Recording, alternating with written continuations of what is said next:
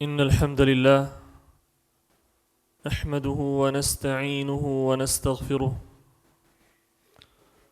ونعوذ بالله من شرور أنفسنا ومن سيئات أعمالنا. من يهده الله فلا مضل له ومن يضلله فلا هادي له، وأشهد أن لا إله إلا الله وحده لا شريك له، وأشهد أن محمدًا عبده ورسوله. اللهم صل على محمد وعلى آل محمد كما صليت على إبراهيم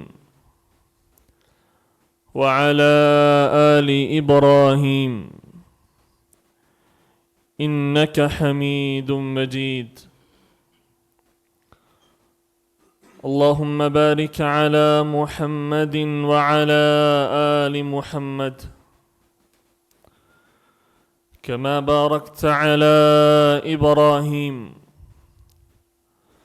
وعلى آل إبراهيم إنك حميد مجيد. أما بعد، فإن خير الحديث كتاب الله، وخير الهدي هدي محمد صلى الله عليه وسلم، وشر الأمور محدثاتها، وكل محدثة بدعة، وكل بدعة ضلالة، وكل ضلالة في النار.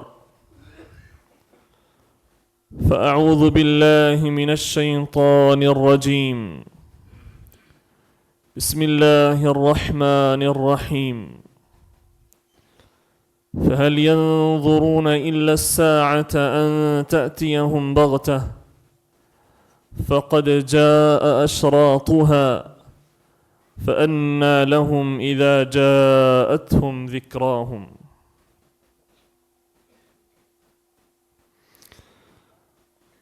تمام قسم کی تعریفات، حمد و ثنا اللہ عز و جل کے لیے ہیں، جو کہ ساری کائنات کا خالق، مالک، رازق اور مدبر ہے۔ بے حد و حساب درود و سلام نازل ہوں امام کائنات رحمت للعالمین نبی اکرم صلی اللہ علیہ وسلم پر، جنہیں اللہ رب العزت نے کائنات والوں کے لیے ہادی اور رہنما بنا کر بھیجا، اور جو رحمت دو عالم بن کر اس دنیا میں تشریف لائے۔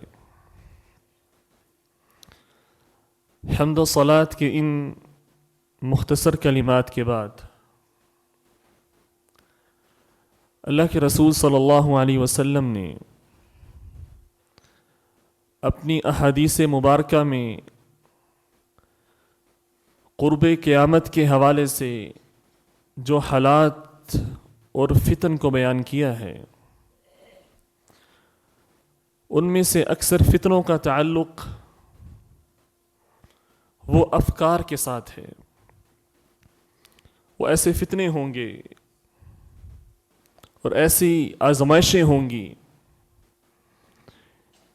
کہ جن کا براہ راست اثر وہ انسان کے علم و فکر پر ہو رہا ہوگا، اور ان فتنوں کے اندر، ان حالات کے اندر، ان تیز و تند ہواؤں کے اندر وہی مومن کھڑا رہ سکے گا، ڈٹا رہے گا، جمع رہے گا کہ جس کی علمی بنیاد مضبوط ہوگی، جس کے پاس ان فتنوں سے لڑنے کے لیے عقیدے کا ہتھیار موجود ہوگا۔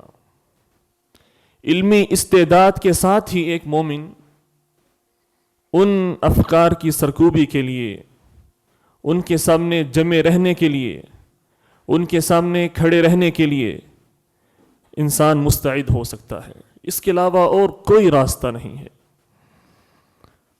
اور اس زمانے کے بارے میں، اس کی خطورت، اس کی ہولناکی کے حوالے سے اللہ کے رسول صلی اللہ علیہ وسلم کا فرمان ہے۔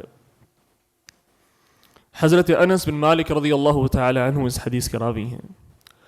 اللہ کے رسول صلی اللہ علیہ وسلم نے ارشاد فرمایا: یأتی علی الناس زمان الصابر علی الدین الصابر علی دینہ کالقابض علی الجمر۔ لوگوں پر ایک ایسا زمانہ آنے والا ہے کہ اس زمانے میں، ان حالات میں، ان واقعات میں جو انسان اپنے دین پر صبر کرنے والا ہوگا، یعنی ڈٹنے والا ہوگا، صبر کا دامن چھوڑنے والا نہیں ہوگا، بڑی آزمائشیں آئیں گی، بڑی فتنے آئیں گے، ڈٹا رہے گا، فرائض کو ادا کرتا رہے گا، اپنی اساس اور بنیاد کو نہیں چھوڑے گا۔ الصابر علی دینہ، اس کا مطلب یہ ہے صبر وہاں ہوتا ہے جہاں آزمائش ہو، مقابلے میں آزمائشیں ہوں گی، فتنے ہوں گے، ان سے لڑ رہا ہوگا، صبر کر رہا ہوگا۔ فرمایا صبر کرنا کتنا مشکل ہوگا۔ کالقابض علی الجمر، گویا کہ وہ انسان جو صبر کرنے والا ہے وہ اس انسان کی مانند ہے جس نے اپنے ہاتھ میں انگارے کو پکڑا ہوا ہے، بلکہ انگارے کو اپنے ہاتھ میں پکڑنا وہ زیادہ آسان ہوگا، لیکن دین پر صبر کرنا، ڈٹے رہنا، جمے رہنا، ان فتنوں کا مقابلہ کرنا یہ زیادہ مشکل ہوگا۔ اس طرح کے حالات وہ پیدا ہو چکے ہوں گے۔ ان حالات کی تیاری کے لیے اور ان سے نمٹنے کے لیے ہمارے پاس صرف ایک ہتھیار ہو سکتا ہے، وہ اللہ کی کتاب اور نبی اکرم صلی اللہ علیہ وسلم کی سنت ہے۔ اور جو علامات اللہ کے رسول صلی اللہ علیہ وسلم نے بیان کی ہیں ان کو پڑھ کے ان سے سیکھنا، اور جو آزمائشیں ہیں ان کو سمجھنا، اور جو طریقے اللہ کے رسول صلی اللہ علیہ وسلم نے بیان کیے ہیں ان کو اختیار کرنا کہ جن طریقوں کے ذریعے ہم ان فتنوں میں بچ سکتے ہیں۔ اللہ کے رسول صلی اللہ علیہ وسلم نے قیامت کی علامات میں سے ایک علامت یہ بیان کی کہ قرب قیامت، جب قیامت قریب ہوگی، لوگ علم حاصل کرنے کے لیے، دین سیکھنے کے لیے ان کے پاس جائیں گے کہ جن کے پاس علم نہیں ہوگا، جن کو اللہ کے رسول صلی اللہ علیہ وسلم نے اپنی احادیث میں اصاغر قرار دیا ہے۔ اصاغر جمع ہے صغیر کی، صغیر کہتے ہیں چھوٹے کو۔ ایسا انسان، ایسا بندہ جس کا علمی قد کاٹ چھوٹا ہوگا لیکن بولنے کے فن میں، بتلانے کے، سمجھانے کے فن میں بڑا ماہر ہوگا، لوگ اس کی بات کی تصدیق کریں گے کہ اس کی بات درست ہے، اس کی بات کو مانو، یہ فن کلام کا بڑا ماہر ہے، اس کی زبان میں بڑی تاثیر ہے، وہ بات کتنی قرآن و حدیث کے موافق ہے، اس بات کی ان کو پرواہ نہیں ہوگی۔ اور آج آپ دیکھ لیجئے، ہمیں کس بات کی پرواہ ہوتی ہے کہ مشہور کون ہے، کس کی شہرت ہے، کس کے چرچے ہیں، کس کے ویوز ہیں، کس کو لوگ سنتے ہیں، کس کی بات کو لوگ مانتے ہیں۔ فرمایا ہم ایسے زمانوں کے اندر لوگ دوسروں کو دیکھ کر ایسے لوگوں کے پاس علم حاصل کرنے کے لیے جائیں گے جو علم دینے کے اہل نہیں ہوں گے، ان کے پاس علم سیکھا جائے گا۔ فرمایا من اشراط الساعہ ان یلتمس العلم عند الاصاغر، قیامت کی نشانیوں میں سے ہے علم تلاش کرنے والے موجود ہوں گے لیکن ایسے لوگوں کے پاس چلے جائیں گے کہ جو علم دینے کے قابل نہیں۔ اور یہ ایک مومن کے لیے قابل غور اور قابل فکر بات ہے، اور اس دور میں ہم جی رہے ہیں، یہ نشانی ہمارے سامنے موجود ہے۔ اور اکثر یہ سوال بھی آتا ہے کہ کس سے علم سیکھیں؟ قرآن و حدیث کی روشنی میں ہمیں یہ بات سمجھ آتی ہے کہ ہر انسان کے پاس کم از کم اتنی نالج ہونی چاہیے، اتنا علم ہونا چاہیے کہ وہ کھوٹے اور کھرے میں فرق کر سکے، اسے پتہ ہو کہ کس کی بات کی بنیاد قرآن و حدیث ہے؟ کیا مجھے بتلائیں آج کتنے فتنے ہیں اور کتنے فرقے ہیں، کتنے گروہ ہیں؟ کون سا گروہ ایسا ہے جو یہ کہتا ہے کہ ہم صرف اور صرف اللہ کی کتاب کو اور نبی اکرم صلی اللہ علیہ وسلم کی سنت کو ماننے والے ہیں؟ یہ فیصلہ کرنا مشکل ہے۔ جس کے پاس جائیں اس سے پوچھیں، اس سے کہیں کہ قرآن یا اللہ کے رسول صلی اللہ علیہ وسلم کی حدیث سے دلیل کیا ہے۔ جہاں آپ کو لگے کہ قرآن و حدیث کو چھوڑ کر یہاں وہاں کی باتیں کی جا رہی ہیں، کسی کو یہاں موڑا جا رہا ہے، کسی کو وہاں موڑا جا رہا ہے، کسی کو اپنے امام کی طرف بلایا جا رہا ہے، کسی کو اپنے فقیہ کی طرف کھینچا جا رہا ہے، سمجھ لیں کہ اصل بات کچھ اور ہے۔ اللہ کے رسول صلی اللہ علیہ وسلم نے ہمیں محجۃ البیضاء ایک واضح راستے کے اوپر چھوڑا ہے۔ اب اگر ہم بولیں کہ ہمارے سامنے راستہ واضح نہیں ہے، اور اللہ کے رسول یہ کہہ رہے ہیں ترکتکم علی المحجۃ البیضاء، میں نے تمہیں بڑا واضح راستے دیا ہے، ایسا روشن راستہ ہے جس میں کوئی ظلمت نہیں ہے، اندھیرا نہیں ہے، فتنے ہیں لیکن جو انسان پہنچنا چاہے اس کے لیے بڑا آسان ہے۔ اور صحابہ نے سوال کیا تھا نا کہ اللہ کے رسول صلی اللہ علیہ وسلم وہ کون سا فرقہ ہے، وہ کون سا گروہ ہے جو کامیاب ہونے والا ہے، نجات پانے والا ہے؟ اللہ کے رسول نے کیا فرمایا تھا؟ ما انا علیہ و اصحابی، صرف ایک پیمانہ ہے، ایک معیار ہے کہ وہ طریقہ جس پر میں ہوں اور جس پر میرے صحابہ ہیں، وہ طریقہ اور وہ راستہ حق کا راستہ ہے۔ اب جو بندہ اس راستے کی طرف بلانے والا ہو، اپنی ذات کی طرف نہیں، اپنے فرقے، اپنے گروہ، اپنی جماعت، اپنے ملک، اپنی طرف نہیں، بلکہ اللہ سے جوڑنے والا ہو، اس کی بات اللہ سے شروع ہوتی ہو، اللہ کے رسول پر ختم ہوتی ہو، ہاں اللہ اور اس کے رسول کی بات کی تشریح کے لیے قرون اولیٰ کے جو محدثین تھے، فقہاء تھے، ان کا حوالہ دینے والا ہو، لیکن اس کی بات میں قرآن و حدیث ہو، حدیث کی طرف ریفر کرنے والا ہو، وہ اس کی بات سر آنکھوں پر ہے، اس کی دعوت درست ہے۔ لیکن جس کی دعوت اپنی ذات کی طرف ہوگی وہ دعوت اللہ کے ہاں یہ قابل قبول نہیں ہے۔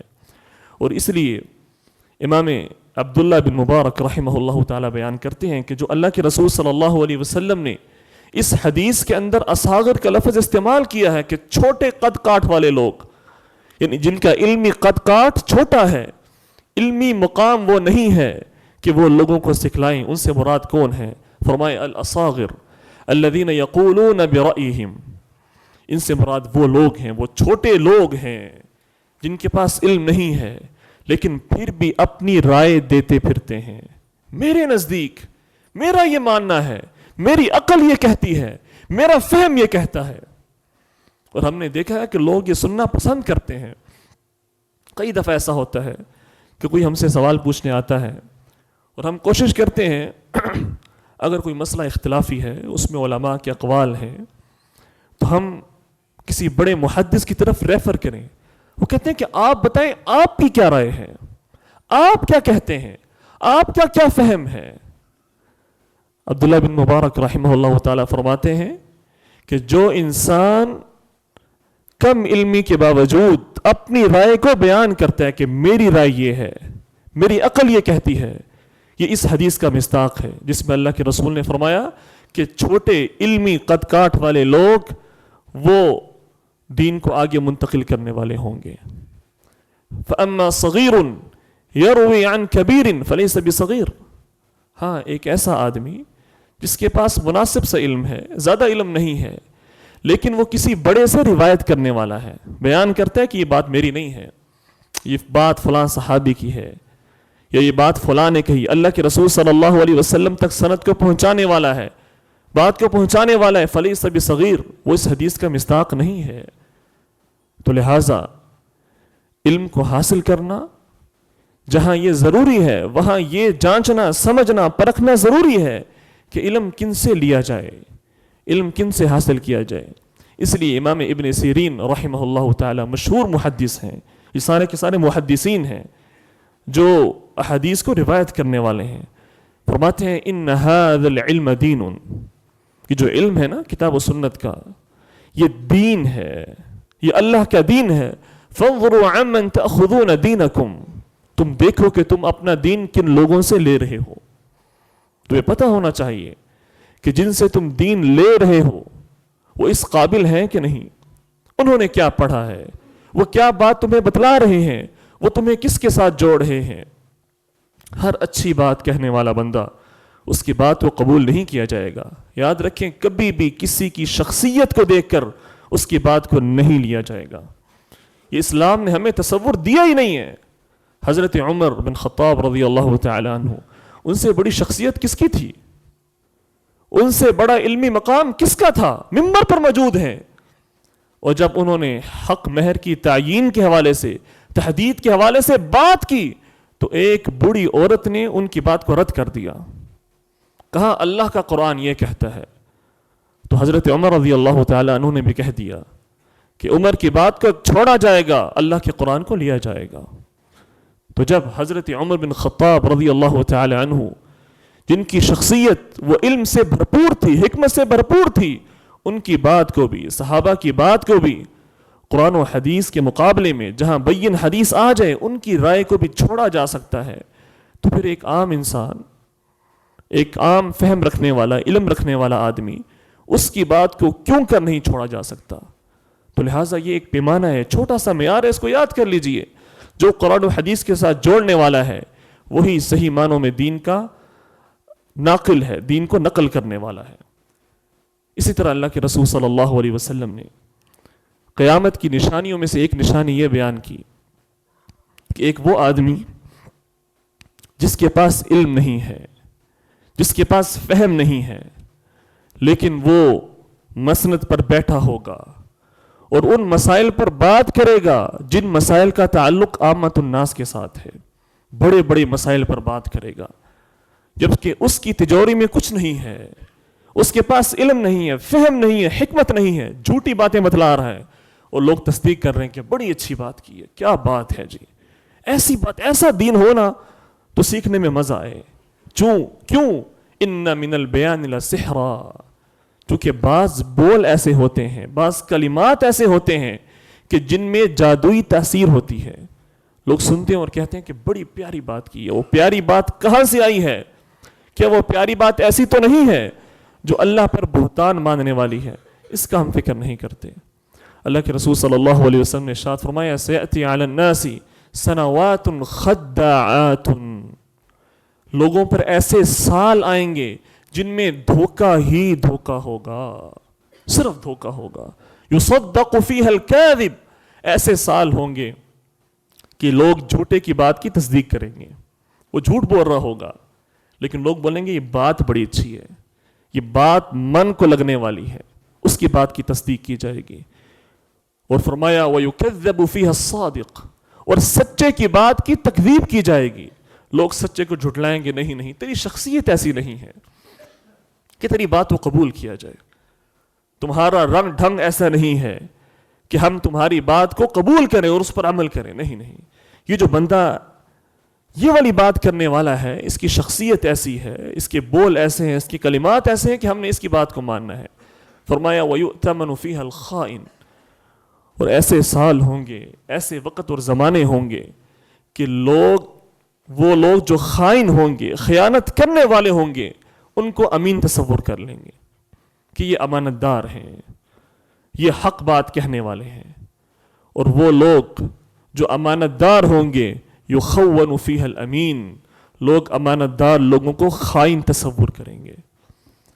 اور پھر آخر میں فرمایا وینطق الرویبضہ، یہ ایسا زمانہ ہوگا کہ رویبضہ وہ لوگوں کے معاملات میں بات چیت کریں گے۔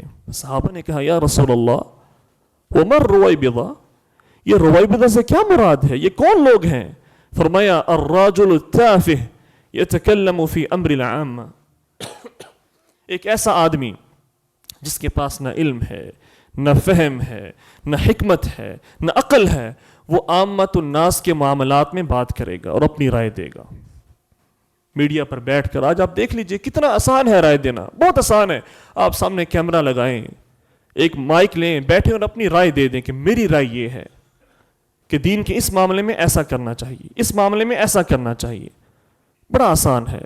فرمایا ایسا آدمی جس کی چار بندے بات نہ سنیں لیکن وہ عامت الناس کے معاملات میں اپنی رائے دینا شروع کر دے گا، اس سے معلوم ہوا کہ لوگ اس کی رائے کو سننے والے ہوں گے، تبھی جا کے اس کی رائے کی اہمیت ہوگی، لوگ اس کی رائے کو مان رہے ہوں گے، لیکن فی الحقیقت فی الواقع وہ بندہ کیسا ہوگا؟ الرجل التافہ، دوسری حدیث میں فرمایا الفویسق، پکا فاسق و فاجر ہوگا، اس کا اپنا دین پر عمل نہیں ہوگا اور دین کا منکر ہوگا، لیکن دین کے بارے میں ایسی ایسی باتیں بیان کر رہا ہوگا جن کا دین سے تعلق نہیں ہے، اور لوگ باتیں سن رہے ہوں گے اور اس کی باتوں پر عمل بھی کرنا چاہیں گے۔ اسی طرح اللہ کے رسول صلی اللہ علیہ وسلم نے قیامت کے قریب جو حالات بیان کیے، جو واقعات بیان کیے، فرمایا کہ ایسا وقت آئے گا کہ ساری کی ساری قوتیں اور طاقتیں تمہارے خلاف جمع ہو جائیں گی۔ الکفر ملت واحدہ، اللہ کے رسول کی حدیث ہے کہ یہ سارے کا سارا کفر یہ ایک دین ہے، یہ آپس میں نہیں لڑیں گے، یہ تمہارے خلاف سارے کے سارے اکٹھے ہو جائیں گے اور مل کر تمہیں ماریں گے۔ اور آج آپ دیکھ لیجئے سارے اسلامی ممالک کے اندر کیا حالات چل رہے ہیں، ہم مل کے سارے 1.5 ارب مسلمان ہونے کے باوجود مار کھا رہے ہیں، ہر طرف سے ہمیں مار پڑ رہی ہے، صرف یہ دیکھ کر کہ یہ مسلمان ہے، اس کا جرم اسلام ہے، اس کو مارو۔ فرمایا کہ ایسے سال ہوں گے، ایسے زمانے ہوں گے کہ ساری کی ساری قوتیں وہ مسلمانوں کے خلاف متحد ہو جائیں گی اور ان کا یک نکاتی ایجنڈا ہوگا کہ مسلمان کو مارو، اسلام کو ختم کرو۔ حضرت ثوبان رضی اللہ تعالیٰ عنہ سے روایت فرماتے ہیں، فرمایا یوشک الامم ان تداعى علیکم کما تداعى الاکلۃ الى قصعتها، قریب ہے کہ ساری کی ساری امتیں تمہارے خلاف دھاوا بول دیں، اور کس طرح دھاوا بولیں گی؟ فرمایا جیسا کہ کھانے والے جو بھوکے اور پیاسے ہوتے ہیں وہ برتنوں کو دیکھ کر آگے بڑھتے ہیں اور دھاوا بولتے ہیں، اس طرح امتیں ساری کی ساری وہ تمہارے خلاف جمع ہو جائیں گی۔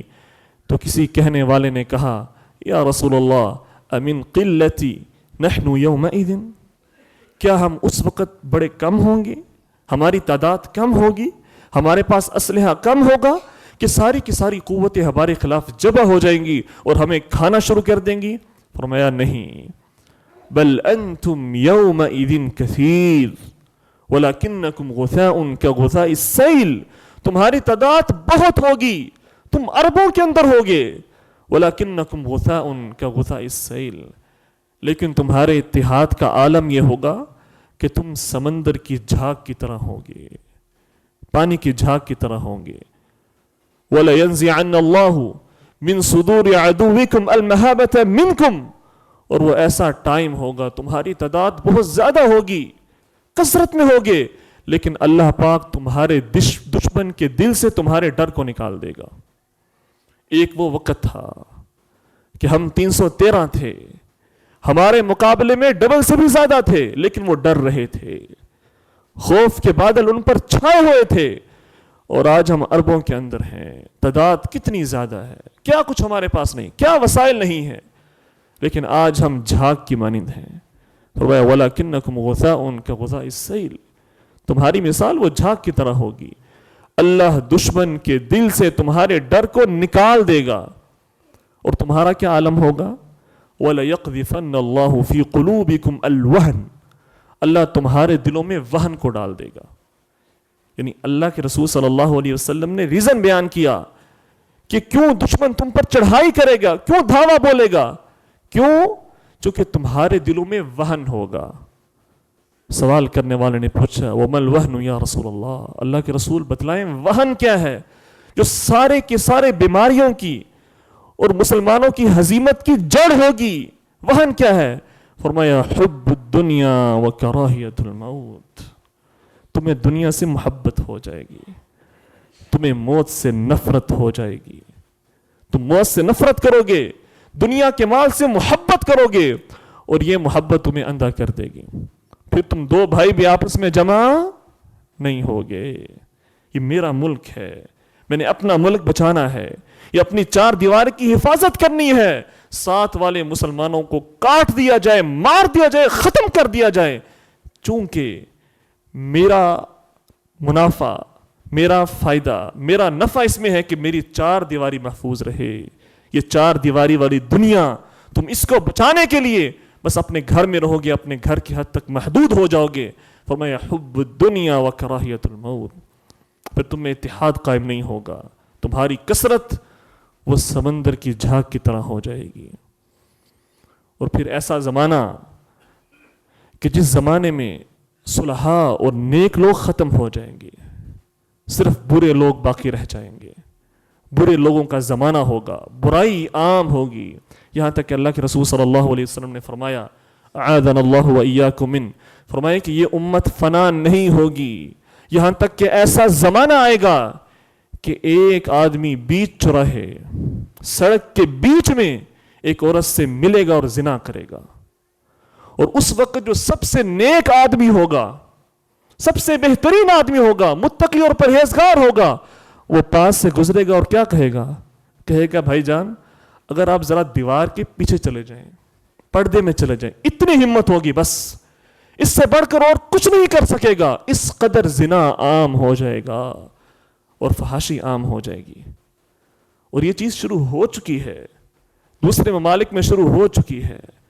अब अल्लाह ने अभी तक मुसलमानों को इस कदर फहाशी से महफूज रखा हुआ है, लेकिन अल्लाह के रसूल की जो दूसरी हदीस है कि तुम यहूद और नसारा की पैरवी करोगे, एक एक बलिष्ठ में उनके पीछे चलोगे, अगर वहां पर ऐसा हो रहा है तो कुछ लोग हमारे अंदर भी ऐसे मौजूद है ना जो कहते हैं कि वैसा निज़ाम होना चाहिए जैसा वेस्ट के अंदर है, वो निज़ाम हमें काबिल कबूल है, वो यहां पर आना चाहिए। ये उसी निज़ाम के असरात हैं जो जाहिर होना शुरू हो चुके हैं। फरमाया कि तुम एक एक बलिष्ठ के अंदर यहूद और नसारा की पैरवी करोगे, यहां तक कि अगर उनमें से कोई किसी जानवर के सुराख में जाएगा तुम उसके पीछे जाओगे। आगे क्या फरमाया? फरमाया अगर उनमें से कोई एक अपनी मां के साथ जिना करेगा तुम भी अपनी मां के साथ जिना करोगी, उसको देखकर कि वहां पर ऐसा हो रहा है, वो ऐसा कर रहे हैं, हमने भी ऐसा ही करना है। इस हद तक तुम अंधे मुकल्लिद बन जाओगे, उनके पीछे चलने वाले होगे। ये वो निशानियां हैं जो हमें नजर आ रही हैं, और ये अल्लाह के रसूल सल्लल्लाहु अलैहि वसल्लम की नबूवत की सदाकत की दलील है। इसी ज़माने से हम गुजर रहे हैं। तो इन सारे की सारी आजमाइशों और फितनों की सरकूबी के लिए, इनके मुकाबले के लिए हम क्या कर सकते हैं? कैसे अपने ईमान को बचा सकते हैं? अल्लाह के रसूल ने एक बात कही है जो नसीहत है अल्लाह के रसूल की। अब ये आखिरी बात है, इसको याद कर लीजिए। जब एक सहाबी ने पूछा ना फमल मखरज या रसूलल्लाह, अल्लाह के रसूल राह नजात क्या है? ऐसे हालात में बचना किस तरह है? ईमान कैसे महफूज रहेगा? फरमाया ए मेरे सहाबी तअखुदून मा तारिफून, वो बात जिसका तुम्हें यकीन हो कि ये बात सच है उसको ले लो। वतदऊन मा तुनकिरून, ऐसी बात जो अजनबी है, जिसका मस्दर नहीं पता, रेफरेंस नहीं पता, कहां से आई है, उसको छोड़ दो।